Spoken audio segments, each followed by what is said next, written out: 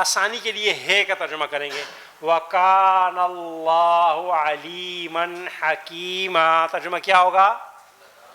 اور اللہ باخبر حکمت والا ہے، تھا، رہے گا. تینوں ترجمے کیے جا سکتے ہیں، لیکن ہم آسانی کے لیے تاکہ زبان لڑکھڑائے رہا ترجمہ کیا کریں گے؟ ہے. اللہ تعالیٰ کیا ہے؟ جاننے والا ہے، اور کیا ہے؟ حکمت والا ہے. اگلی آیت کا ترجمہ آپ نے خود کرنا ہے. وَكَانَ اللَّهُ وَاسِعًا حَكِيمًا. وسعت والا اور حکمت والا ہے. جزاک اللہ جی. وَكَانَ اللَّهُ عَزِيزًا حَكِيمًا. غالب ہے اور کیا ہے؟ حکمت والا ہے. وَكَانَ اللَّهُ غَفُورًا رَحِيمًا.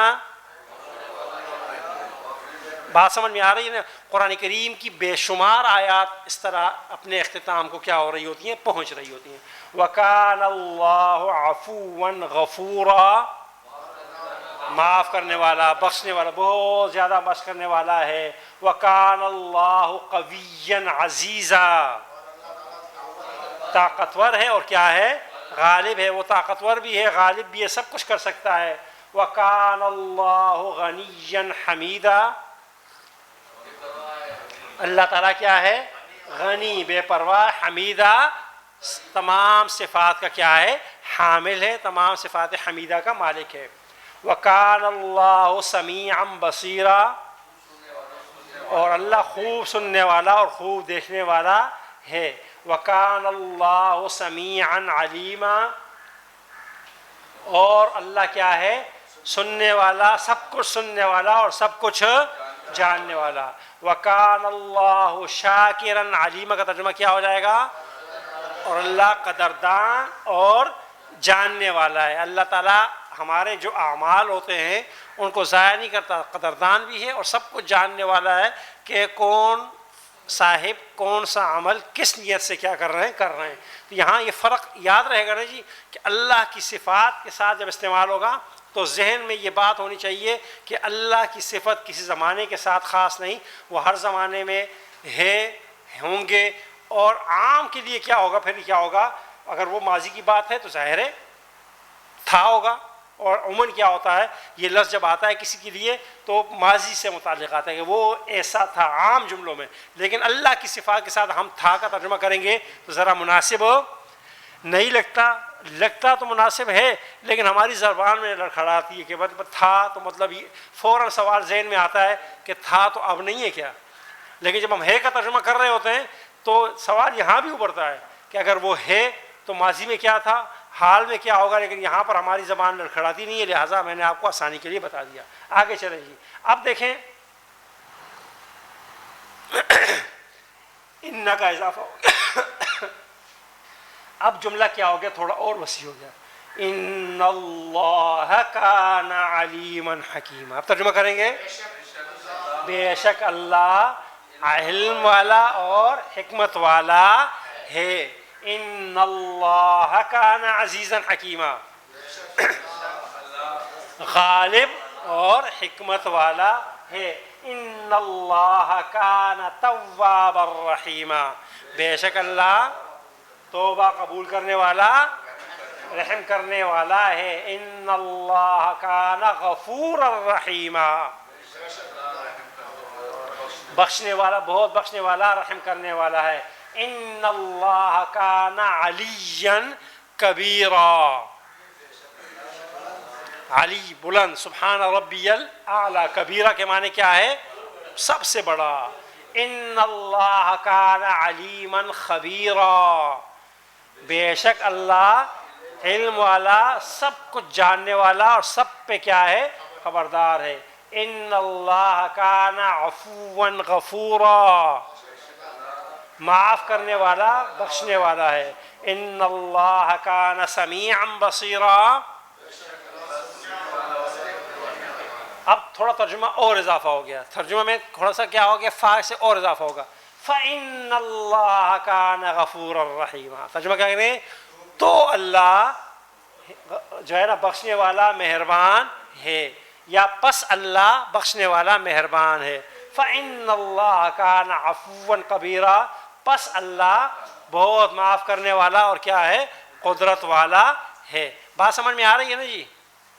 کوئی مشکل کوئی سوال؟ بہت آسان سبق ہے. اب دیکھیں در ذیل آیات کا ترجمہ اب آپ کر سکتے ہیں. اب یہاں پر اللہ کے نام بھی ہوں گے اور انسان اور دیگر چیزوں کے نام. اب ترجمہ میں خیال رکھنا ہے. وَكَانَ الْإِنسَانُ كَفُورًا. ترجمہ کیا کریں گے جی؟ اور انسان ناشکرا تھا، ناشکرا ہے. ٹھیک ہے جی. وَكَانَ الْإِنسَانُ عَجُولًا. بہت جلد باز ہے، جلد بازی کرتا ہے نا. اِنَّا عَرَضْنَا الْأَمَانَةَ عَلَى السَّمَاوَاتِ وَالْأَرْضِ وَالْجِبَالِ فَأَبَيْنَ أَن يَحْمِلْنَهَا وَأَشْفَقْنَ مِنْهَا وَحَمَلَهَا الْإِنسَانُ إِنَّهُ كَانَ ظَلُومًا جَهُولًا. وہاں پہ ظلومًا جہولا، یہاں پہ عجولا. وَكَانَ الْإِنسَانُ قَتُورًا. بخیل ہے. انسان کی فطرت میں کیا ہے؟ یہ کمزوری پائی جاتی ہے کہ وہ کیا کرتا ہے؟ سینچ سینچ کر اللہ کی راہ میں کیا کر رہا ہوتا ہے؟ خرچ کر رہا ہوتا ہے. اور جی ہاں جی تھا ہے دونوں ترجمے کیے جا سکتے ہیں. ان الباطل کان زہوقا. بے شک باطل مٹ جانے والا تھا. یعنی اللہ کا فیصلہ تھا کہ ان جاء الحق وزهق الباطل. حق آیا، باطل مٹ گیا. ان الباطل کان زہوقا. بے شک باطل مٹنے والا تھا. اس کی مقدر میں کیا تھا؟ مٹنا تھا. ان العہد کان مسئولا. بے شک وعدہ عہد سے متعلق کیا ہوگا؟ سوال ہوگا. لہذا ان العہد کان مسئولا. بے شک وعدہ کیا ہے؟ مسئول ہے. یعنی وعدے کے بارے میں قیامت کے دن کیا کیا جائے گا؟ سوال کیا جائے گا. یہ چونکہ آئندہ آنے والے زمانے سے، لہٰذا ہم ترجمہ کیا کریں گے؟ ہے. وَكَانَ ذَلِكَ عَلَى اللَّهِ يَسِيرًا. اب یہ چونکہ اللہ سے متعلق آ گیا، آپ ترجمہ کیا کریں گے؟ وَكَانَ ذَلِكَ.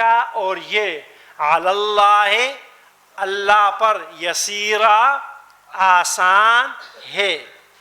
وَكَانَ اور واو کا ترجمہ اور، کانا کا ترجمہ ہے، ذالک کا ترجمہ یہ. اور یہ ہے اللہ، اللہ پر یسیرا آسان. یعنی یہ کام جو ہے وہ اللہ پر کیا ہے؟ بہت آسان ہے. ان الشیطان کان للانسان عدوا. ترجمہ کیجئے جی. انسان کا دشمن ہے بھی تھا بھی. ٹھیک ہے. بے شک شیطان انسان کا دشمن تھا. ترجمہ کریں گے تو زیادہ آسان ہو جائے گا. ان الشیطان کان للرحمن عصیا. رحمان کا نافرمان تھا. ان الشیطان بے شک شیطان کانا تھا للرحمن، رحمان یعنی اللہ کا، عصیا نافرمان. کان ذالک فی الکتاب مسطورا. کانا ذالک یہ ہے، فی الکتاب کتاب میں، مسطورا لکھا ہوا، تحریر شدہ. سمجھ آئی؟ اللہ کی لوح محفوظ میں ہم جو کر رہے ہیں، جو کریں گے، سب کچھ کیا ہوا ہے؟ تحریر ہے. کان ذالک فی الکتاب، یہ فی الکتاب کتاب میں مستورہ تحریر شدہ ہے. وَكَانَ الشَّيْطَانُ لِلْإِنسَانِ خَذُولًا. قرآن کیا کہتا ہے؟ اور شیطان انسان کو تھا رسوا کرنے والا ہے. یعنی وَكَانَ الشَّيْطَانُ شیطان ہے، تھا دونوں، لِلْإِنسَانِ انسان کو، خذولا. بات سمجھ میں آ رہی ہے جی؟ یعنی آپ کو گناہ میں مبتلا کر کے، نیکی سے روک کر کیا کر دیتا ہے؟ رسوائی کے راستے پر لگا دیتا ہے. اچھا جی اب دیکھیں قرآن کریم کی آیات اور تھوڑی کیا ہو رہی؟ طویل ہو رہی ہے. ما کان ابراہیم یہودیا ولا نصرانیا. ما نہیں تھا ابراہیم کیا؟ یہودی اور نہ نصرانی. ما کانا نہیں تھا، ما آ گیا نا، تو اب نہیں تھا ابراہیم یہودین، ولیکن اور لیکن کانا تھا حنیفاً یکسو مسلم تابعدار، سر جھکانے والا، اطاعت کرنے والے کو کیا کہا جاتا ہے؟ مسلم۔ اسلم یسلم، اسلام کے معنی ہوتے ہیں اپنا سر اطاعت میں تسلیم خم کر دینا، اسی سے لفظ نکلا ہے مسلم۔ مسلم وہ ہے جس نے اپنا سر اطاعت کیا کر دیا؟ خم کر دیا۔ مسلمان اردو زبان میں کیا ہوتا ہے؟ استعمال ہوتا ہے، بات سمجھ میں آ رہی؟ مسلم اپنے سر کو کیا کر دینے والا؟ سر تسلیم خم کر دینے والا، یعنی یہ کلمہ پڑھنے کے بعد لا الہ الا اللہ محمد الرسول اللہ ایک بندہ کیا ہو جاتا ہے؟ مسلم ہو جاتا ہے، مسلمان ہو جاتا ہے۔ تو اب وہ کیا ہو جاتا ہے؟ آزاد نہیں رہتا، اب وہ کچھ چیزوں کے کرنے اور نہ کرنے کا کیا ہو جاتا ہے؟ پابند ہو جاتا ہے۔ اچھا جی، اب ان آیات میں آپ نے کانا کے الفاظ کو وہ کرنا ہے اور ساتھ ہی کیا کرنا ہے؟ اس کا ترجمہ کرنا ہے۔ فَأُولَٰئِكَ يَتُوبُ اللَّهُ عَلَيْهِمْ وَكَانَ اللَّهُ عَلِيمًا حَكِيمًا، اور اللہ کیا ہے؟ جاننے والا، حکمت والا۔ وَتَرْجُونَ مِنَ اللَّهِ مَا لَا يَرْجُونَ، دیکھیں قرآن کہتا ہے اور تم اللہ سے اس چیز کی امید کرتے ہو جس کی وہ امید نہیں کرتے۔ وَكَانَ اللَّهُ عَلِيمًا حَكِيمًا، اور اللہ کیا ہے؟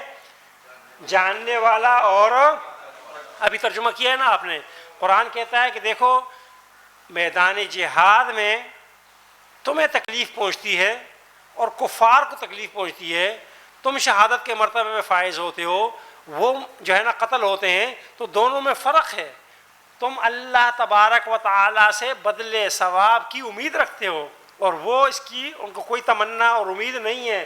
اور کان اللہ علیما حکیمہ، اللہ تعالیٰ جانتا ہے کہ تمہارا یہ کام کس نیت سے تم نے انجام دیا ہے، صرف بہادر ہونے کے لیے یا کوئی اور مال غنیمت حاصل کرنے کے لیے یا اللہ کے دین کا کلمہ بلند کرنے کے لیے۔ اللہ تعالیٰ جاننے والا ہے، حکمت والا ہے، وہ فوری فیصلہ نہیں کر دیتا کہ جو اچھے ان کو ثواب دے دے، جو عذاب دے دے، وہ دیکھتا ہے، فیصلے کرتا ہے، ڈھیل دیتا ہے، حکمت سے کام کرتا ہے۔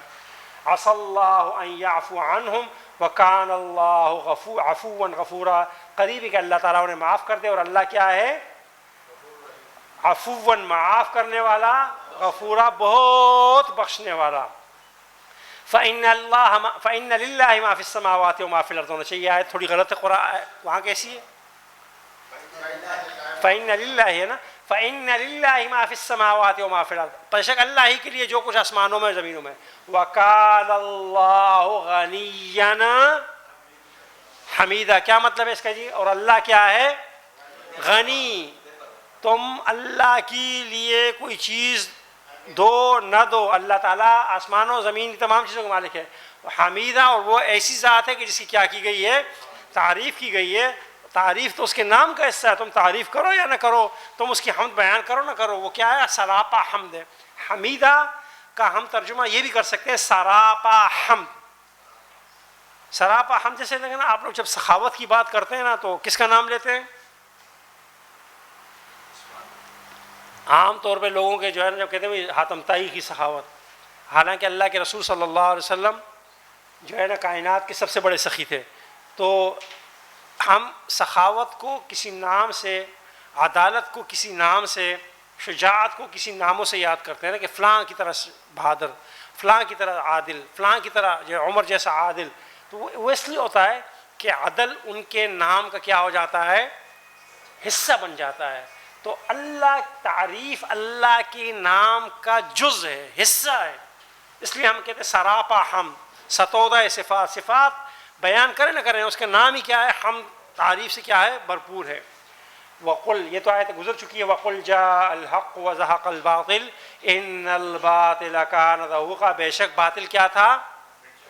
مٹ جانے والا تھا۔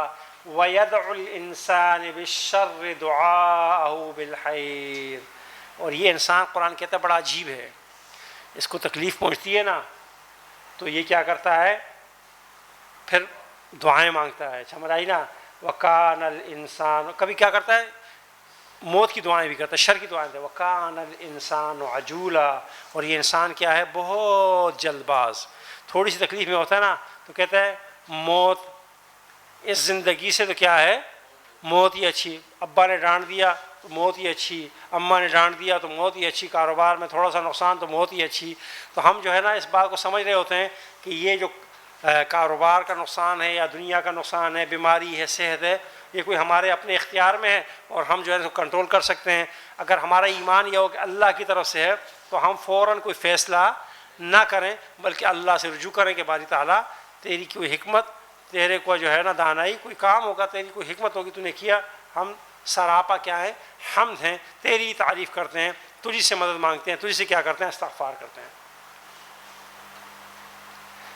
یہاں سے ایک اور لفظ آ رہا ہے جی، بہت آسان لفظ ہے، یہ بھی قرآن کریم میں بے شمار جگہ استعمال ہوا. عربی زبان میں پکارنے کے لیے یا کا لفظ استعمال آتا ہے. مثلا آپ کسی کو پکاریں، کسی میں سے جس کا بھی نام ہوگا اس کو پکاریں گے تو ساتھ کیا لگا لیں گے؟ یا لگا لیں گے. یا عبداللہ، یا ہارون، یا رحمان، یا غفور، اے اللہ اے اللہ اے اللہ. تو یا کے معنی کیا ہوتے ہیں؟ اے. اب دیکھیں آدم و نوح النبی، یا آیا آدم یا نوح. اور اسی طرح اگر یہ لفظ اسم جو ہے اس کے شروع میں کیا آ جائے؟ الف لام آ جائے تو پھر یہ دونوں الفاظ بھی استعمال ہوتے ہیں. یا ایھا النبی، دونوں الفاظ ساتھ لانے کا مقصد یہ ہوتا ہے یا کا مطلب بھی اے، ایھا کا مطلب بھی اے. دونوں الفاظ لا کر سامنے والے کو، مخاطب کو ذرا جگانا، متنبع کرنا مقصود ہوتا ہے کہ آگے جو بات کہی جا رہی ہے، آگے جو حکم آ رہا ہے، آگے جو ہے نا تمہیں جو ہے نا سے اللہ مخاطب ہو رہا ہے، کوئی بہت اہم بات کہی جا رہی ہے. لہٰذا ایسی موقع پر کیا کیا جاتا ہے؟ دونوں الفاظ لے کر آتے ہیں. اگر مذکر تو ایھا لایا جاتا ہے اور مؤنث تو کیا لگایا جاتا ہے؟ ایتھا لگایا جاتا ہے. جیسے یا ایتھا النفس المطمئنہ. تو مطلب سب کا کیا ہے؟ ایک ہی ہے. یا کا مطلب بھی اے، ایھا کا مطلب بھی کیا ہے؟ اے. لیکن قرآن حکیم میں جب دونوں ساتھ آئیں گے ترجمہ ایک ہی کا کیا جائے گا، لیکن وہاں پر آپ سمجھ جائیں گے کہ یہاں پر کسی بات کو ذرا نمایاں کر کے بیان کرنا مقصود ہے. اب آپ دیکھیں پکارنے کے لیے استعمال ہوا ترجمہ تو آپ آزاد کو آتا ہوگا. یا آدم کا ترجمہ کیا ہوگا؟ کرتے جائیں جی. یا داؤد، یا شعیب، یا مریم، یا صالح، یا عیسیٰ، یا موسیٰ، تمام نام ہے نا جی. یا لوط، یا زکریا، ابلیس، ہارون، سامری، یا حامان، مالک، یا جبال، یا نار، یا سماؤ. آپ دیکھ رہے ہیں کہ سب جگہ کیا ہو رہا ہے؟ یا استعمال ہو رہا ہے اور اس کے ساتھ معنی میں کیا ہو رہا ہے؟ ایک کا اضافہ ہو رہا ہے.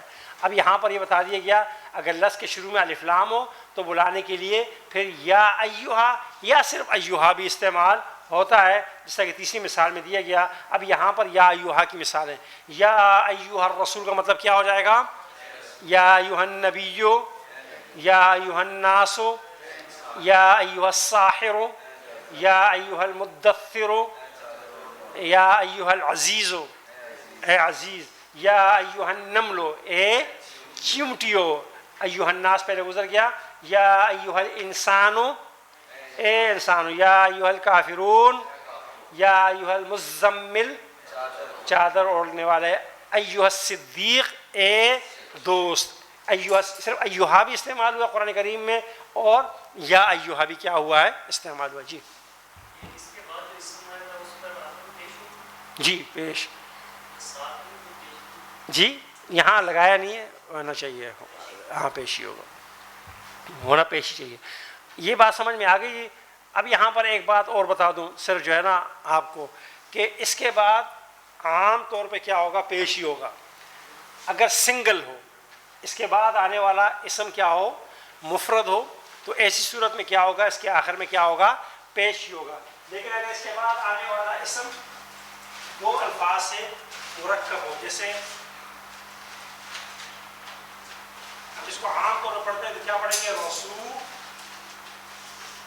اللہ پڑھیں گے. کیا پڑھیں گے؟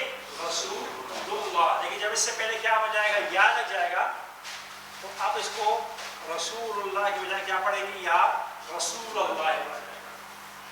اگر ڈبل اسم آئے گا تو یہ پہلے والے کے اوپر کیا ہوگا زبر ہوگا اور دوسرا جگہ کا زید ہوگا. تو یا ڈبل جب ہو جاتا ہے ڈبل اسم آئیں گے تو پھر کیا کرتا ہے ہم پہلے والے اسم کو کیا کر دیتا ہے زبر دیتا ہے. رسول نہیں بنا جائے گا, کیا بنا جائے گا یا جس طرح قرآن کریم میں آیا ہے یا نساء النبی آیا ہے, کیا آیا ہے بہت کم استعمال ہوتا ہے ڈبل, لیکن استعمال ہوتا ہے یا نساء النبی آیا ہے. اس لیے آیا ہے نساء یہاں پر جو ہے نا ڈبل ہے. مثلا ہمارے ہاں جو ہے نا عام طور پہ نام ڈبل ہوتے ہیں نا, پاکستان میں نام کیا رکھے جاتے ہیں ڈبل رکھے جاتے ہیں, عبداللہ, عبد الرحمن. عرب دنیا میں نام سنگل رکھے جاتے ہیں, احمد, محمد, اس طرح نام ہوتے ہیں, بہت کم ڈبل نام ہوتے ہیں. تو ہمارے یہاں نام ڈبل رکھے جاتے ہیں. تو اب مثلا آپ کسی عبداللہ کو بلائیں گے نا, کسی عبداللہ کو بلا رہے, عبداللہ آپ کے بیٹے کا نام ہے اور آپ اسے بلا رہے ہیں, تو آپ کیا کہیں گے یا عبداللہ کہیں گے. کیا کہیں گے یا عبداللہ کہیں گے. یا عبداللہ کہنا کیا ہو جائے گا غلط ہو جائے گا. اس طرح کسی کا نام عطاء الرحمن ہے تو آج جب اسے بلائیں گے تو کیا کہیں گے یا عطاء الرحمن. عطاء الرحمن کہنا کیا ہوگا غلط ہوگا اگر ڈبل نام ہو. سنگل نام ہو تو پھر یا عطاء ہوگا, یا عبدو ہوگا, یا خالق ہوگا, یا مالک ہوگا, یا رازق, جو بھی ہوگا اس طرح. تو یہ بات سمجھ میں آ گئی. ڈبل میں کیا کرتا ہے پہلے والے کو کیا کر دیتا ہے زبر دے دیتا ہے, جس طرح یا رسول اللہ, یا نساء النبی. اب اس کا ترجمہ آپ حضرات کو آنا چاہیے اور ہم نے پڑھ بھی لیا. اب قرآن کریم کی ان آیات میں دیکھیں اس کا ترجمہ آپ کو آ جائے گا یا ایھا الناس اعبدوا. ترجمہ کیا ہوگا جی یا ایھا الناس کا اے لوگ, یہ فعل ہے ابھی ہم نے نہیں پڑھا.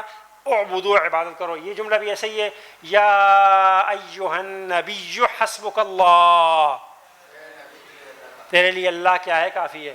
یا عیسیٰ انی متوفیکا, اے عیسیٰ ہم نے تجھے کیا کیا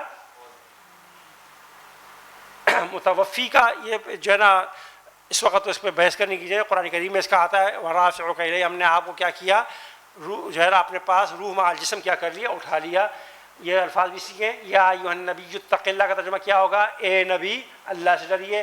یا ایھا الساحر کا ترجمہ کیا ہو جائے گا اے جادوگر. یا ایھا الساحر یہ بھی آ گیا. یا نار کا مطلب کیا ہو جائے گا اے آگ, کون بردن وسلام علی ابراہیم. تو یہ قرآن کریم میں استعمال ہوتا ہے, بہت زیادہ استعمال ہوتا ہے, لہٰذا کوئی مشکل چیز نہیں ہوگی. کوئی سوال کرنا چاہتا ہے جی؟ میں دیکھتا ہوں اس کی بات کون سی بات ہے.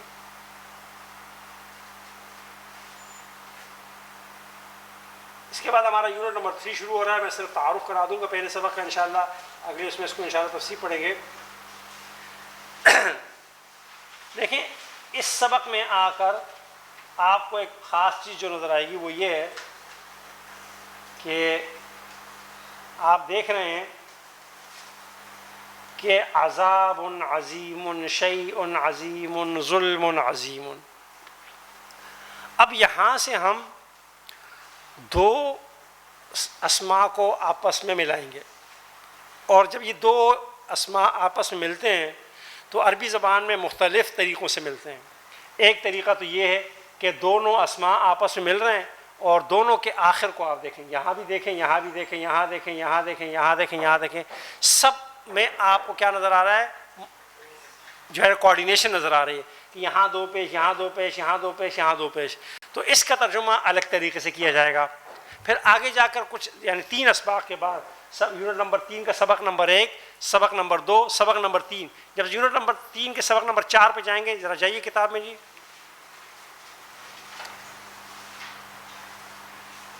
یونٹ نمبر 3 کے سبق نمبر 4 کو کھولیے. کیا ہے جی رب المشرقی. اب دیکھ رہے ہیں آپ کہ رب پہ کیا ہے زبر ہے, اور المشرقی کے نیچے کیا ہے زیر ہے, اور رب کے اوپر الف لام بھی نہیں ہے, المشرقی کے اوپر کیا ہے الف لام ہے. اب وہاں پر بھی دو اسماء مل رہے ہیں, لیکن اب کیا ہو گیا ملنے کا انداز کیا ہو گیا بالکل بدل گیا. تو اس کا ترجمہ الگ ہوگا, اس کا ترجمہ کیا ہوگا الگ ہوگا. اور ایک ہم پہلے سبق پڑھ کر آئے ہیں ہاذا ذالکا والا, اگر آپ کو یاد ہو وہاں بھی کیا مل رہا تھا ہاذا ذالکا کسی اسم کے ساتھ مل رہے تھے, وہاں پر ترجمہ کچھ اور انداز سے ہو رہا تھا.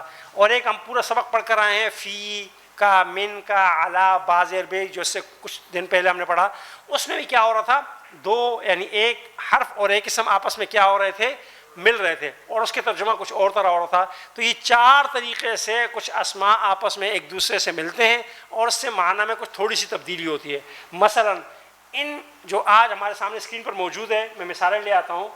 پتہ نہیں کیا مسئلہ ہے، یہ کیوں ایسا ہو رہا ہے، پورا نہیں آتا. آپ غور کریں تو آپ کو نظر آئے گا کہ میں آسانی کے ساتھ آپ کو سمجھائیں گے. دو اسماء آپس میں اس طرح مل رہے ہوں کہ دونوں کے آخر میں مکمل کوآرڈینیشن ہو، دونوں میں کیا ہو، کوآرڈینیشن ہو، مطابقت پائی جا رہی ہو. تو ایسی صورت میں ترجمہ الٹ کیا جائے گا. ترجمہ کیا جائے گا، پہلے والے کا ترجمہ بعد میں اور بعد والے کا ترجمہ پہلے کیا جائے گا، اور اس میں ایک اسم دوسرے کی اچھائی یا برائی بیان کر رہا ہوگا. مثلا عذاب عظیم، تو یہ عظیم اس عذاب کی کیا ہے، صفت بیان کر رہا ہے. شیء عظیم، تو یہ عظیم شیء کی کوئی صفت بیان کر رہا ہے.